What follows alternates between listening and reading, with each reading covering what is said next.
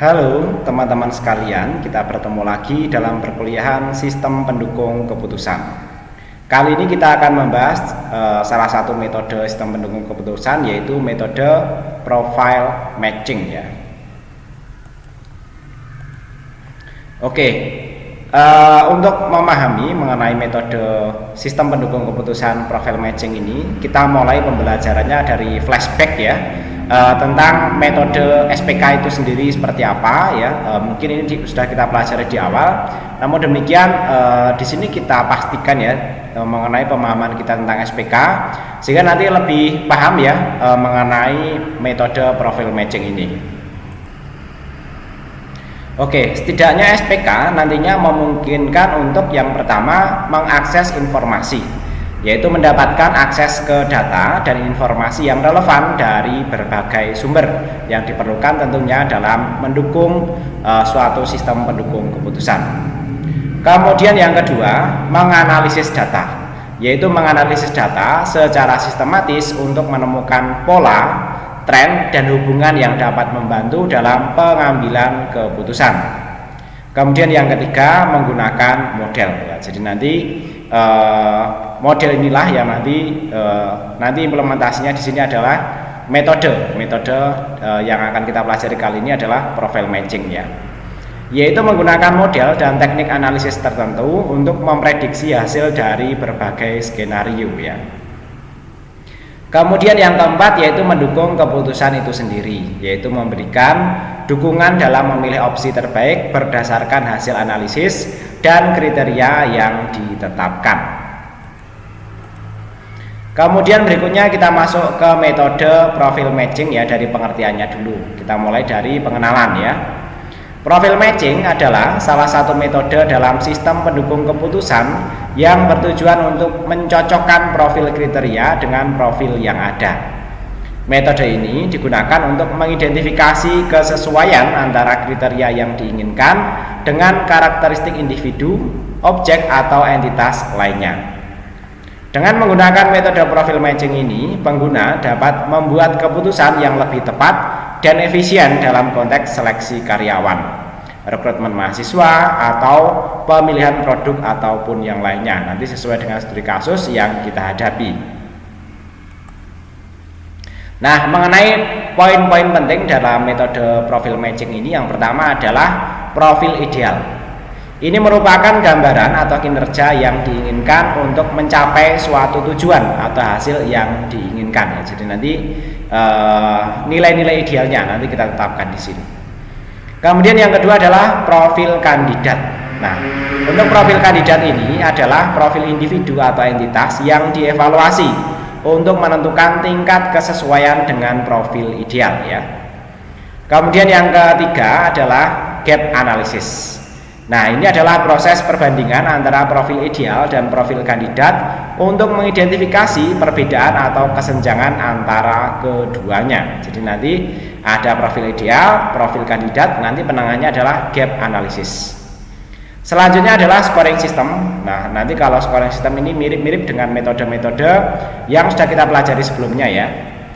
Untuk metode scoring system ini adalah metode penilaian atau scoring yang digunakan untuk menentukan tingkat kesesuaian antara profil ideal dan profil kandidat ya.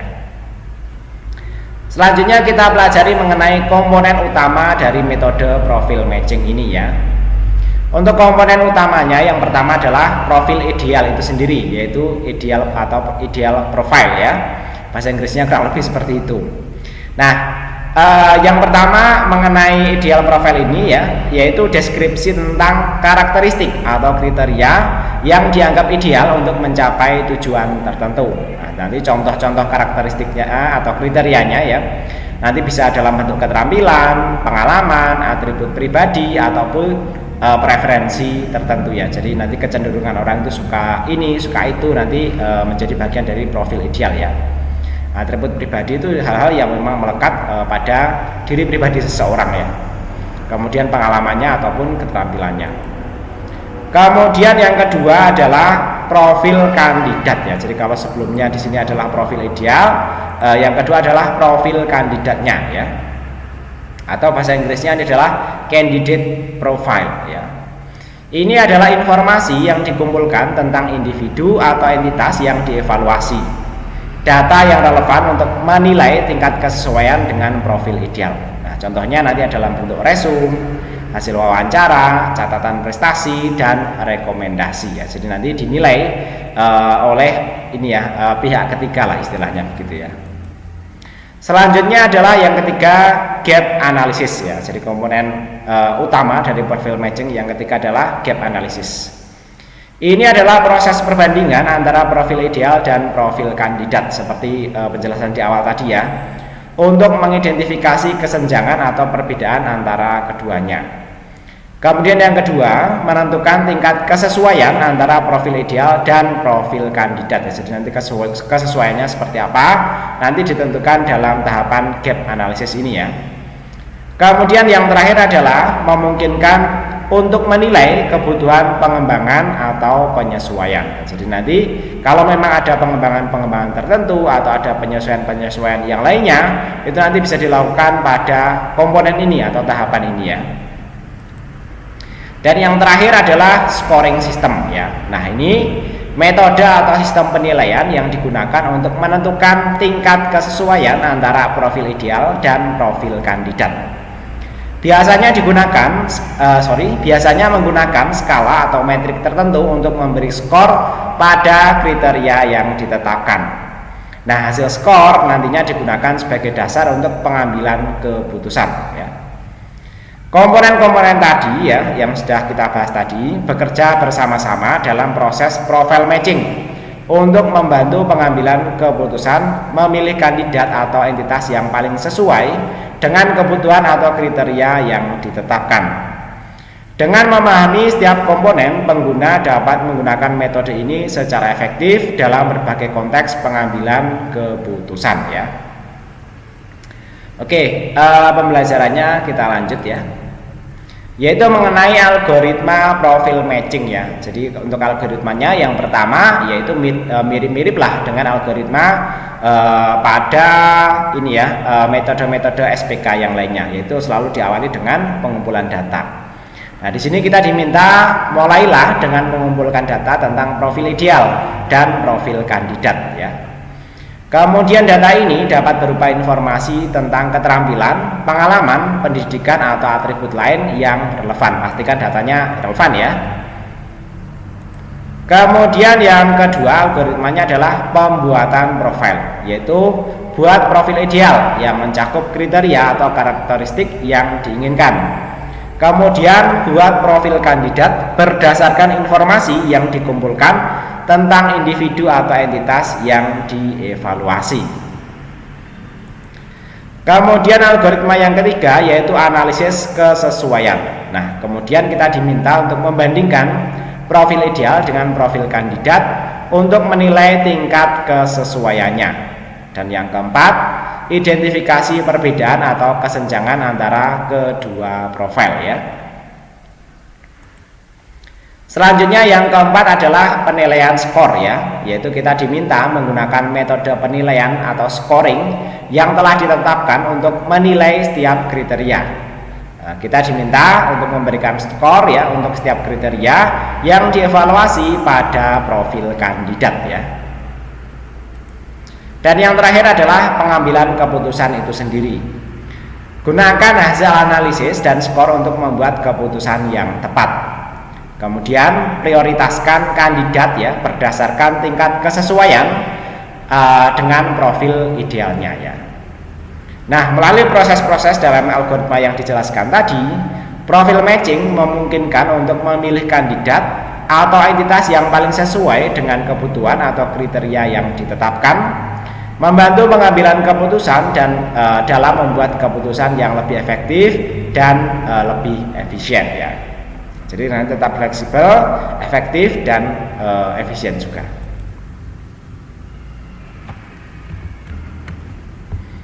Selanjutnya ya, dari algoritma tadi kita dapat membuat ringkasan ya secara grafis ya mengenai algoritma dari profil matching ya. Yang pertama, mendefinisikan terlebih dahulu kriteria-kriteria yang akan dijadikan sebagai tolak ukur penyelesaian masalah. Kemudian yang kedua, menghitung gap antara profil subjek dengan profil yang dibutuhkan. Sedangkan yang ketiga, menghitung nilai mapping gap yang bersumber dari analisis gap. Nanti ada contohnya, tahapan ini nanti kita praktekkan. Yang keempat adalah menghitung nilai akhir ya, dan yang kelima adalah melakukan perankingan ya. Khas metode SPK, semuanya tahapannya selalu diakhiri dengan perankingan ya. Nah, berikut ini adalah tabel bobot nilai gap metode profil matching ya. Jadi nanti ini nomor aja ya. Kemudian yang ini selisih gap ya. Kalau 0 nanti nilai bobotnya 6. Ini 6 itu ya keterangannya tidak ada gap atau kompetensi sesuai dengan yang dibutuhkan. Kemudian selisih gap 1 yang maka nilai bobotnya 5,5 ya. Ini kondisinya jika kompetensi individu kelebihan satu tingkat atau satu level. Kemudian selisih gap min 1 nilai bobotnya 5 ya. Ini untuk kondisi kompetensi individu kekurangan satu tingkat atau satu level. Kemudian untuk selisih gap 2 itu nilai bobotnya 4,5, kompetensi individu kelebihan 2 tingkat atau level ya. Kemudian untuk selisih gap min 2 ya, nilai bobotnya 4 ya. Ini untuk kompetensi individu kekurangan 2 tingkat atau level. Jadi nanti kalau ini positif ya, dia kelebihan ya sejumlah nilai ini ya, 3 tingkat atau level ya. Kemudian kalau negatif ya, dia kekurangan sesuai dengan nilai ini ya, negatif ya, 3 tingkat atau level. Kemudian untuk bobotnya itu dari 6 ya, kemudian dikurangi setengah, 5 setengah, 5, 4 setengah, 4, 3 setengah, 3, 2 setengah, 2, 1 setengah sampai 1 ya. Nah ini untuk selisihnya dari 0 sampai min 5, sedangkan bobotnya dari 6 sampai 1 ya. Dan keterangannya kurang lebih seperti ini ya. Oke, biar penjelasannya tidak terlalu berpanjang lebar, kita masuk ke slide berikutnya, yaitu contoh soal ya. Nah, misalnya pada bagian marketing di perusahaan yang bergerak di bidang perangkat teknologi ingin ekspansi dan mengembangkan pangsa pasar di berbagai daerah. Nah, adapun perangkat teknologi yang sedang dianalisis yaitu handphone. Ada 3 tipe handphone yang akan dianalisis untuk melihat sejauh mana daya serap konsumen selama ini terhadap 3 tipe handphone tersebut. Adapun tipenya nanti bisa kita sebut sebagai HP1, HP2, dan HP3 ya. Nah, berikutnya kita masuk ke penyelesaian soal ya, yaitu dengan profiling kriteria ideal ya. Jadi dari studi kasus yang sudah kita bahas tadi ya. Nah, contoh kasus ini ya. Berikutnya kita di sini ya melakukan profiling,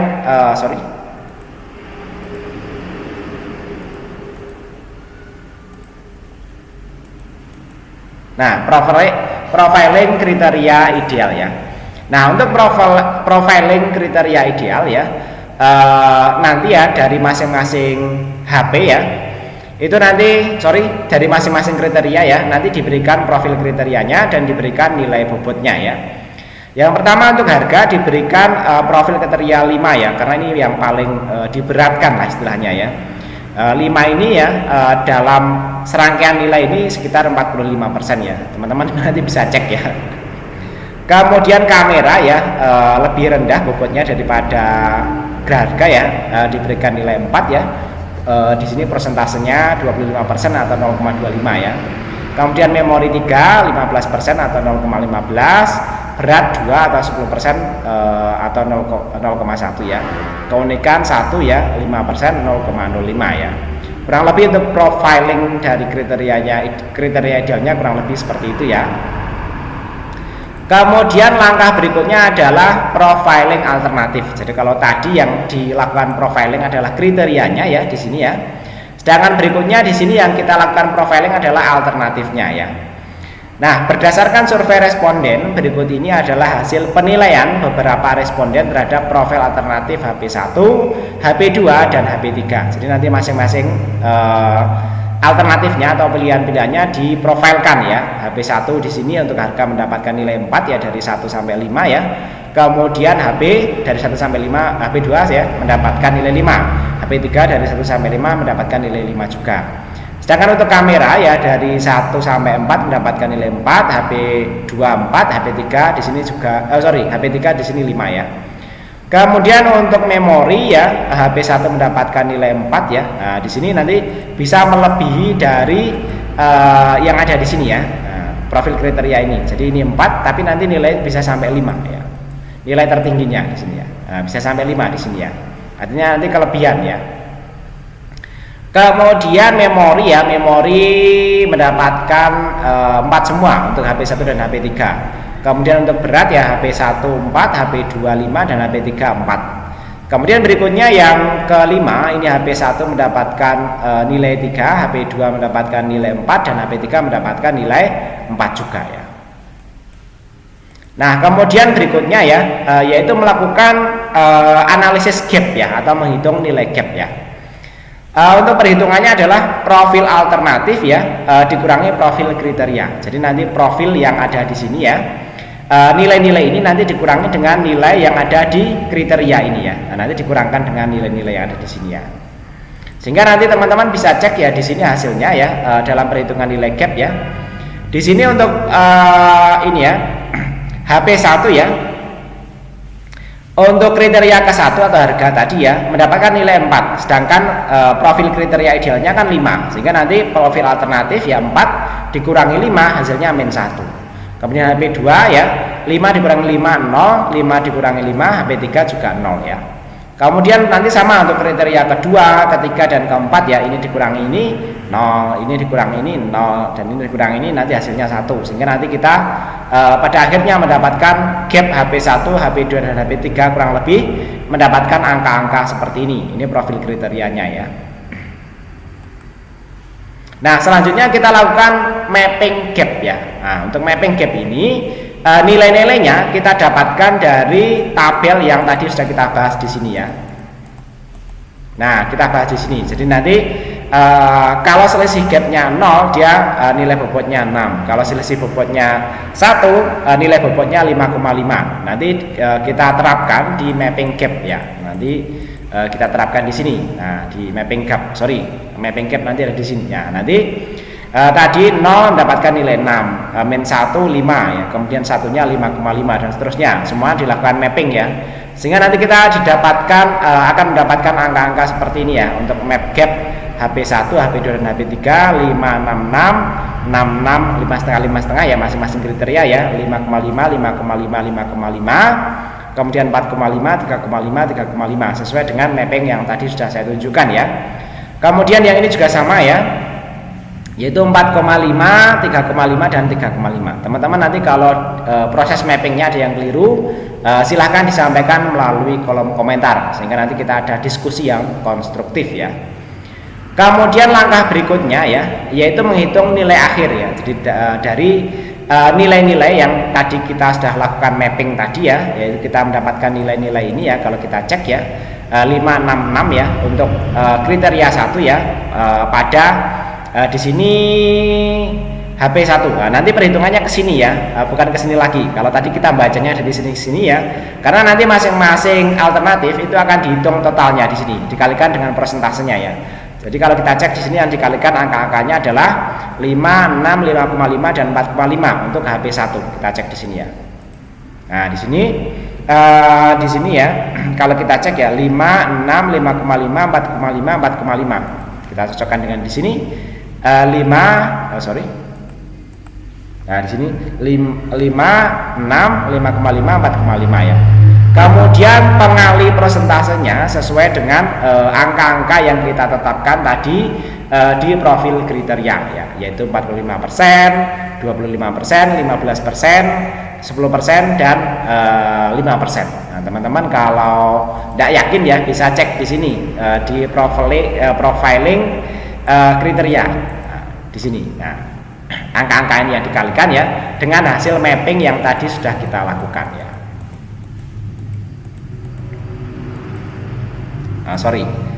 Kita sampai di sini ya. Nah, sampai di sini ya. Sampai di sini sehingga nanti ya ini dikalikan persentasenya, ini dikalikan persentasenya, ini dikalikan persentasenya, dan seterusnya ya. Kemudian semuanya dijumlah atau disigma ya, sehingga nanti kita akan mendapatkan nilai-nilai ini, yaitu 5,25, 5,55 dan 5,35 untuk masing-masing alternatif di sini ya, yaitu HP1, HP2 dan HP3. Oke, setelah sampai ke tahap ini ya, berikutnya ya kita akan melakukan perankingan ya. Berdasarkan hasil perhitungan nilai akhir, maka berikut ini adalah tabel perankingan nilai alternatifnya, yaitu yang mendapatkan nilai tertinggi yaitu HP2 5,55 itu di ranking yang terbaik ya, yaitu ranking 1 ya, bukan tertinggi ya. Pokoknya yang terbaik lah. Kalau rankingnya yang nilai yang tertinggi yang terbaik ya nanti yang di sini ranking 3. Sehingga nanti kalau kita ranking ya, ini ya ranking 1 HP1, kemudian HP2 mendapatkan ranking 3 karena dia mendapatkan nilai 5,25 ya, dan HP3 mendapatkan 5,53 ya karena dia mendapatkan nilai 5,53 ya. Urutannya kurang lebih seperti itu ya. Saya kira yang ini cukup mudah untuk dipahami. Nah, oke, kita sudah masuk ke bagian akhir, yaitu kesimpulan ya. Yang pertama mengenai SPK tadi karena kita bahas, di sini ada kesimpulannya, yaitu memfasilitasi akses dan analisis data untuk pengambilan keputusan efektif. Kemudian mengenai profil matching ini, yaitu metode dalam SPK untuk mencocokkan profil kriteria dengan profil yang ada. Tadi ada profil kriterianya dan ada profil alternatifnya, kemudian dilakukan mapping gap ya. Selanjutnya untuk langkah-langkahnya ya kurang lebih ya, profil ideal dan profil kandidat tadi ya. Kandidat itu maksudnya alternatifnya tadi ya, yaitu pembuatan dan pembandingan profil. Kemudian gap analisis ya, yaitu dibandingkan tadi ya, didapatkan selisihnya, kemudian dilakukan mapping ya, yaitu identifikasi kesenjangan antara profil ideal dan kandidat. Kemudian yang terakhir penilaian skor. Kalau ini ya mirip dengan metode yang lainnya, yaitu menggunakan metode penilaian untuk menentukan kesesuaian.